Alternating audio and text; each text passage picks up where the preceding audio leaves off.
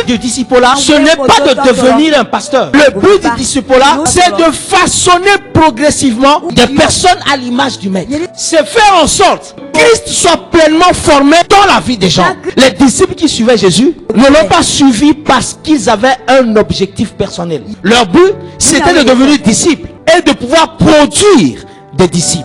Plusieurs parmi le peuple ne s'engagent pas dans le disciple-là parce qu'ils se disent: je ne veux pas devenir pasteur. Aquilas et Priscilla étaient des disciples.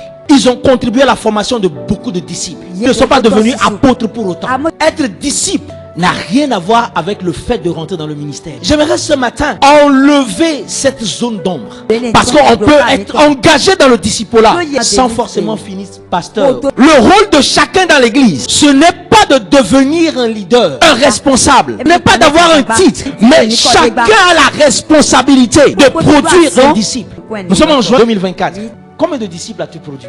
Bien-aimé, tu ne peux pas, dans tous les domaines où tu veux t'investir, tu ne peux pas prospérer si tu ne fais pas des disciples. C'est en multipliant qu'on finit par dominer. L'une des choses qui affaiblit aujourd'hui les gens, c'est le fait de croire qu'avoir beaucoup d'enfants est un problème. Le fait d'avoir beaucoup d'enfants n'est pas un problème. Quel est le problème? C'est lorsqu'on a beaucoup d'enfants sans avoir la capacité de les éduquer. Parce que ma Bible dit que les enfants sont une bénédiction. En toute honnêteté, le plan de Dieu pour nous, c'est que nous devenons des disciples et que chacun de nous fassions des disciples. Paul pouvait dire à Timothée: comment former des disciples? Faire des disciples commence par le fait d'emmener quelqu'un à Jésus-Christ, gagner une âme à Jésus, d'évangéliser quelqu'un. Mais faire un disciple ne s'arrête pas au fait d'emmener la personne à Jésus. Comment fait-on un disciple? Paul dit à Timothée, dans 2 Timothée 2 verset 2, il dit ceci. Je lis la version Sommer qui dit, la version Sommer: et l'enseignement que tu as reçu de moi et que de nombreux témoins ont confirmé, transmets-le à des personnes dignes de confiance. Ils seront capables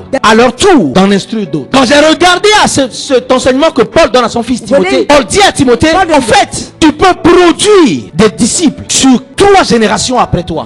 Comment est-ce que Paul enseigne à Timothée comment produire des disciples? Je vais partager avec toi aujourd'hui 8 étapes pour former des disciples. Lorsque quelqu'un vient à Jésus, cette personne, assure-toi qu'elle passe par ces étapes. La première étape de ce processus pour faire un disciple, c'est l'étape de la sélection. Cette étape est importante dans le processus du disciple-là. Lorsque Jésus choisissait des disciples, il a choisi des gens ordinaires. Lorsque je parle de sélection de disciples, on ne cherche pas des hommes, des femmes qui sont parfaits. Dieu ne qualifie pas ceux qui sont parfaits. Dieu qualifie ceux qui sont imparfaits. Je t'annonce ce matin que tu es qualifié. Dieu ne regarde pas à tes compétences. Là où les hommes regardent aux compétences, c'est quand les hommes sélectionnent. On sélectionne sur la base d'un CV. On veut faire des professionnels. Jésus ne cherche pas à faire des professionnels. Jésus cherche des personnes qui ont le caractère. Bien aimé, ce que l'on recherche, ce n'est pas d'abord que tu sois compétent. Lorsque nous cherchons des disciples, il est important de comprendre que Jésus ne voit pas aux fautes. Il ne voit pas au péché. Il ne voit même pas le présent. Jésus voit le futur.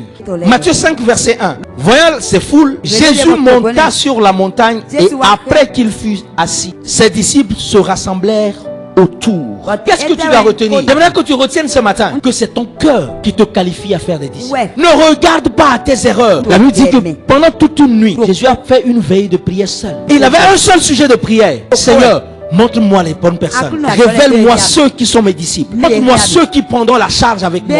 Seigneur, mets les bonnes personnes sur mon chemin. Il a passé toute la nuit à faire ça. Le lendemain, il a commencé par appeler les gens. Comment choisit-on ses disciples? On les choisit en les appelant. Paul dit à Timothée, je reviens à 2 Timothée 2 verset 2. Choisis des personnes fidèles, des hommes fidèles et capables d'enseigner à d'autres. Lorsque tu choisis un disciple, il faut que cette personne, que tu l'amènes à Christ. Parce que si cette personne n'est pas dans le Seigneur, il finira par partir.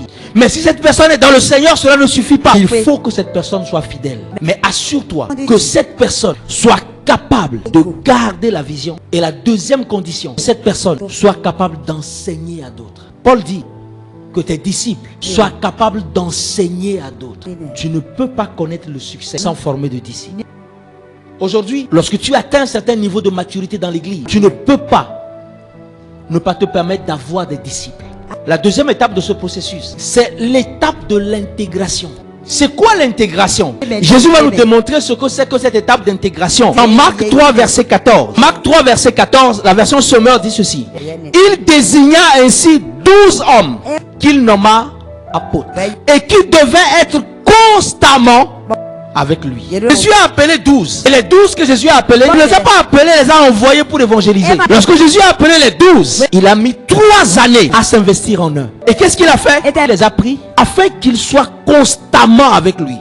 Ça veut dire que lorsque Jésus se levait le matin, les 12 étaient là. Quand il était dans la foule, quand il marchait sur les eaux, les 12 étaient là. Quand il multipliait les pains, les 12 étaient là. La Bible dit ceci: le disciple n'est pas plus grand que le maître, mais le disciple accompli fera les mêmes choses que son maître. Tu veux réussir dans la vie, identifie un modèle et apprends de cette personne. Il n'y a personne qui puisse se bâtir à lui tout seul. Parfois, il te suffit que quelqu'un t'enseigne quelque chose pour te faire passer à une dimension supérieure.